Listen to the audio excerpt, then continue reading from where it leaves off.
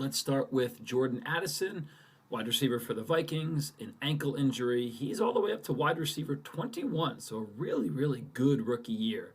But what's happening with his ankle for this week? Awesome rookie year. He's a guy I have on one of my dynasty leagues. I'm really, really excited about. He did not practice today. He injured his ankle about halfway through the game last week, and he is considered day to day. So we will see how he progresses throughout practice this week. This type of injury, it can really go either way. Sometimes guys are not impacted from this at all, and that is typically the case if we start seeing a positive progression of their practice participation. So if he's able to log, let's say, a limited practice tomorrow, a full practice Friday, then I'm really not concerned at all. But if he's limited throughout the week, maybe a DNP tomorrow, limited Friday, then I'm a little more concerned. And then it comes down to what does the rest of your roster look like? Is Addison a set it and forget it player for you? Sure, go ahead and continue to start him. Do you have other guys that are solid at that position as well? Well, maybe you consider them instead. Receivers see about a 14% decline in fantasy production when they return from this injury. That's not crazy. That's not a ton. So again, we're going to monitor his practice participation throughout the week. Go back and listen to this again on Friday if you need to. But if he's trending upwards, you can probably trust him. If it's limited Thursday, limited Friday, then you're going to consider other options as well. Yeah, I don't know about set it and forget it, but he's a guy that I think a lot of people have on their rosters and they have been playing. And I do think you can trust him. A solid flex play. We'll talk about Hawkinson in a little bit. He's out, so a little bit more targets to go around.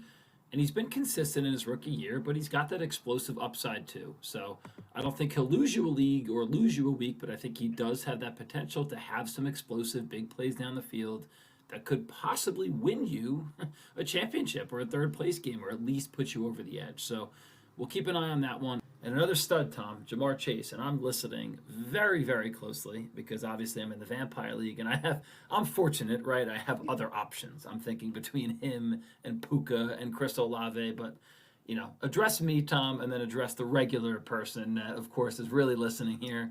They really can't afford to sit Jamar Chase, but it's a shoulder injury. What are you thinking about him here, week Well, 17? look, it's as simple as if he plays, you start him. So, yes, this is a grade Okay. 2 most likely AC joint sprain, which is more than a grade 1. And he didn't practice today, so we're still seeing if he even can play this week. But if you take his elite talent, plus the fact this is an upper body injury, so it's not going to impact his ability to get open, you got to roll with him. Now, one bad fall could definitely re-aggravate it. He could be out the rest of the game, but elite level production, fantasy championship, you have to roll the dice that if he plays, he's going to play the whole game. Seems worth it. He's just wide receiver 9, but again, that's because he's missed some time, but almost 15 half-point PPR points per game. Now, there's some worry here because they do play the Chiefs, and I watched that whole game against the Raiders. They shut Adams down. Adams, I don't know if you saw the game, Tom. I think Adams, one catch for 6 yards or something like that. This Chiefs secondary is actually really, really, really good. But the silver lining here for the Jamar Chase Bengals offense is, some people think his first name is Trent, whoever McDuffie. Some people think he's their best corner. I love L'Jarius Sneed. Watching him play, he's really, really good, and he's the one who really shut Adams down.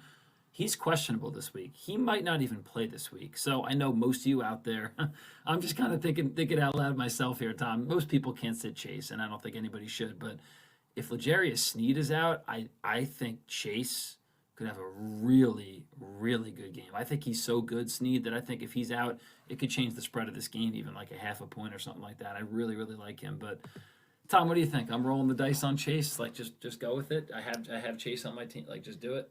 You're checking in before the game to make sure he's playing, but if he does, yes, you're playing him. I'm not checking anything except my iMessages. Hey, Tom. Hey, is he playing? Yeah. Okay. Easy enough.